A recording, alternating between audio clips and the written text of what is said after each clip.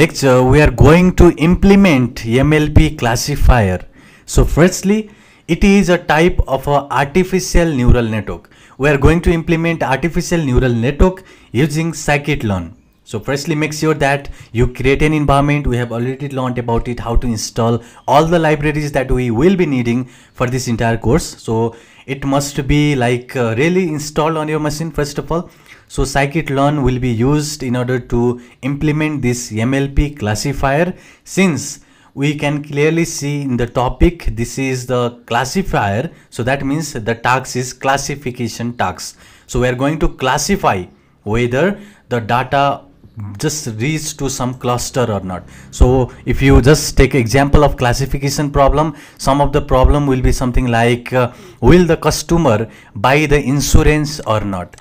Y is for yes, no for is no. So basically 1 will be for yes and 0 will be for no. So this is a binary classification since there are only two classes. What about multi-class? Multi-class means, so let's see, we have some data. Let's take imagine that we have this cluster of data. So these are green, maybe these are green ball. So let's say there are so many balls inside this cluster. So cluster is basically a combination of similar attributes. So these are the balls. So all these balls are grouped together, which are green balls. And similarly, we have blue balls. So these are blue balls. We have here, I have used the same color, but just see, these are the blue balls. Now here we have maybe, let's say, black balls. So these are the black balls that we have here. And you can see here, how many classes do we have here?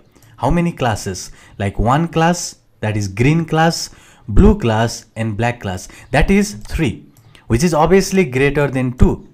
If the class was only 2, like true or false, will customer buy insurance or not? Either true or false. So that means we have only 2 classes in this case. But here obviously we have greater than 2. So greater than 2 class, that means we have 3 classes. So that means this is a multi-class classification problem. So whenever the classes is greater than 2 that you want to predict, then it is multi-classing problem. Now here, the problem is whenever we have the new ball, which is unknown, we don't know either it is green or blue or black.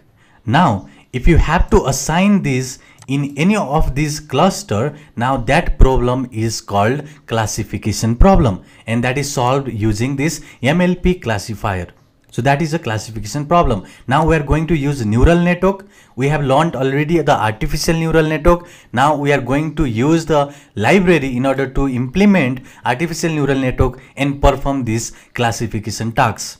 So basically we will already have this data like green, blue balls, black balls. Using these already found data, already just preserved data, historic data. So using this data, already found data, we are going to create a artificial neural network model.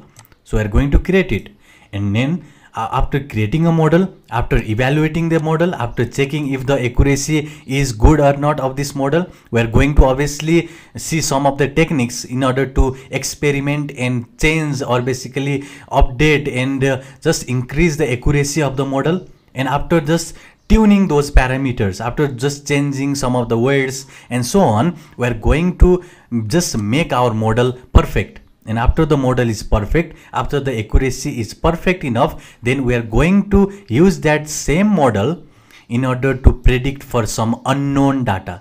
And the model will be used in order to predict it, and it will assign on either of these, that is cluster. It can assign on any of these one, that is in any of these one groups. So that is a classification problem that we are going to do here. So firstly, what we are just going to do is import the library. As always, we are going to import pandas, numpy, matplotlib and seaborn. So here you can clearly see what is the importance of all of these library while doing the data science. So first, pandas is the most and favorite data science library written for Python. So whenever you want to do the tasks that is related to file, like loading a file, like processing a file, storing a file, and changing that is data of the file, and storing the file, and just retrieving, and everything that is related to the data and the file. Then you use the Panda library and NumPy. So whenever you want to do some mathematical calculation, like if you want to do multiplication, or if you want to do addition, subtraction, arrangement, stacking, and so on, those operations can be done using NumPy module. Similarly, if you want to do the visualization tasks like plotting a graph, plotting a pie chart, plotting a histogram, and so on, then you use matplotlib and seaborn library. So this is all about this library. We have now started to write a code over here. You can clearly see we use this make classification in order to create a data for us. So what we are doing here, see here, what we are doing is basically we are not just using the data that is available for us. We are not going on website like Kaggle or GitHub or so on, so the website that hosts some data sets. So we are not going to download any data set from any website. Rather, we are going to make the data set on your own. So basically you are going to create it using this line of code.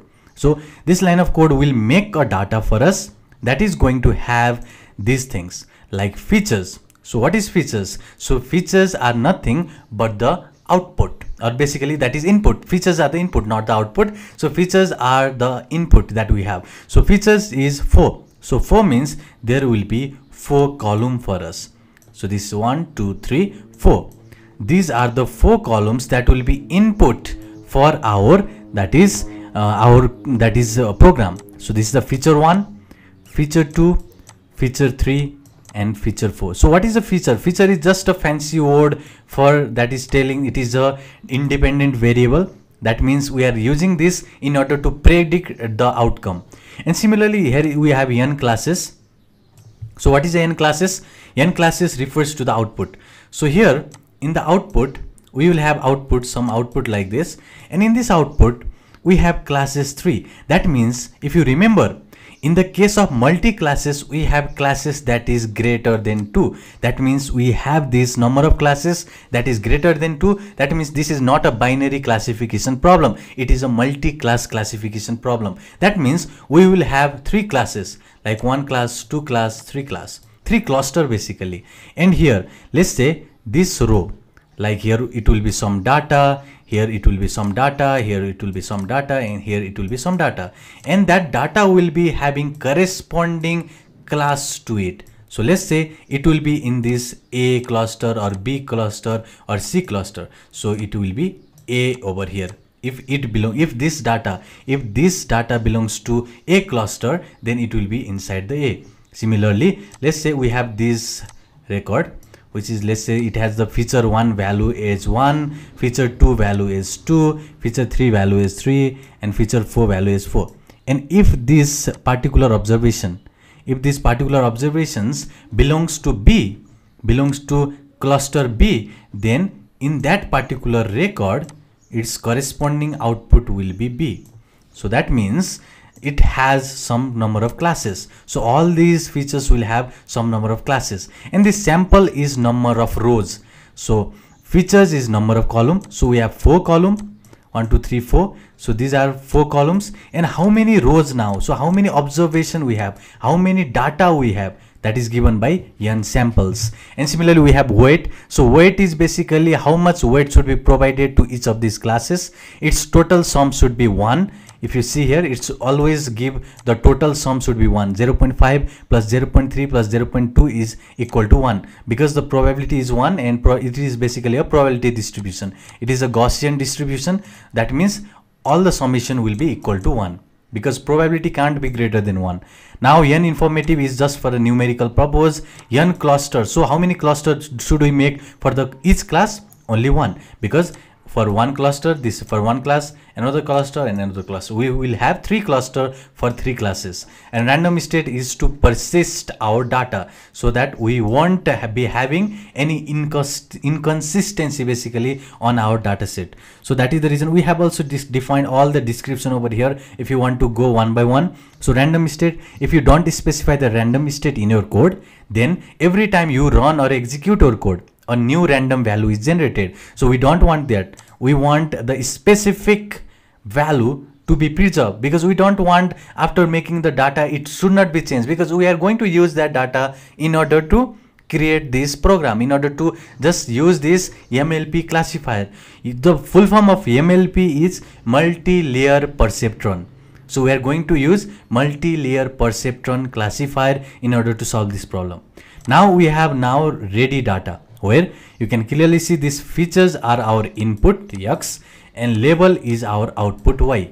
So this is made using these features and label.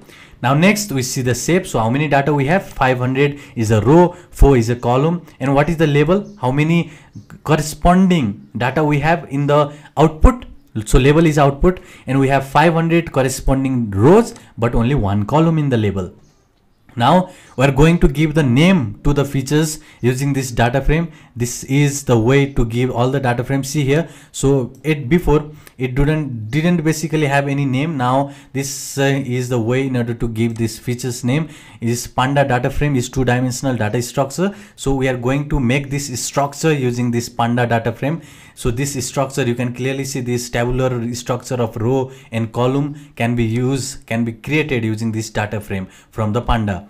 Now list of the label. So you can see we are giving this outcome as a name to our data frame, and you can see this is our output and this is our input. What we need to do next is we need to concat our input and output and create our one complete data set. So this is our data set. You can clearly see this feature from 1 to 4 is our input and outcome is our output. So looking at this data, what you can say is the data this corresponding the data which has ID2, this ID2, this data just it belongs to cluster 2.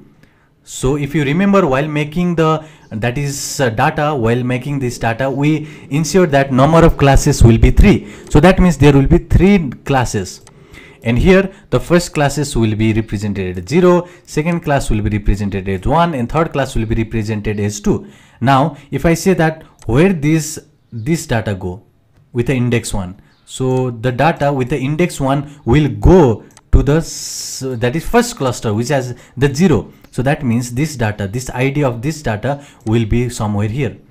So this way we are representing our data set in the multiple dimension. So similarly now we concat it, and we can use this describe in order to see what is the mean standard deviation for each of this column. So for the feature 1, the number of that is observation are 500. Obviously the mean value is here, standard deviation value, minimum value. So we made this using random classification. So we are not assigning any value. This is done entirely random by this scikit-learn.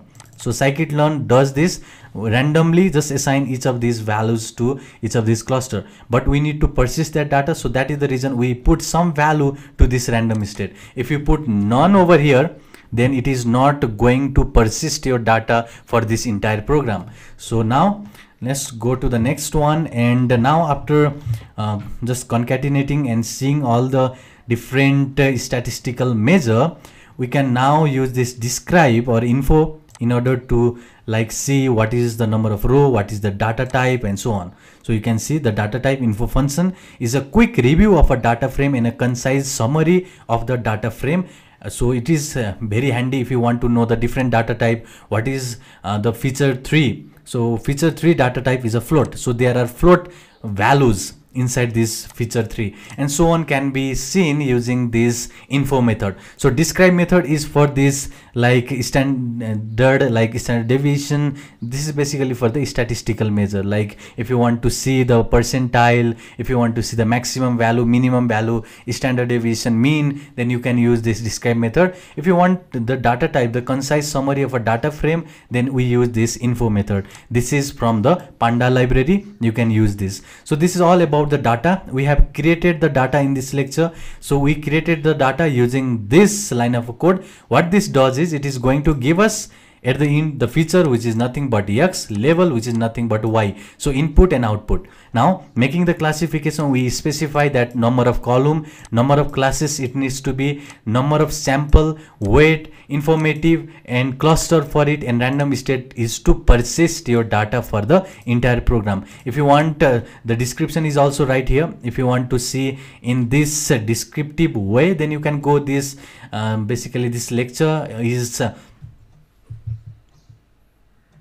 enough, but if you want some more information, then you can just go on this resource section. You will find on that resource section and you can access it. So this is all in the make classification. This code will be also available on your resource section. Make sure you grab that one because it will be very, very useful, and make sure you just create a new environment for you and just open the Jupyter notebook using the environment only. So that will be very, very important. So this is all in this lecture. We created our own data set. Now in the next lecture we are going to implement multi-layer perceptron neural network, which is an example of artificial neural network. We are going to continue with our code in the next session.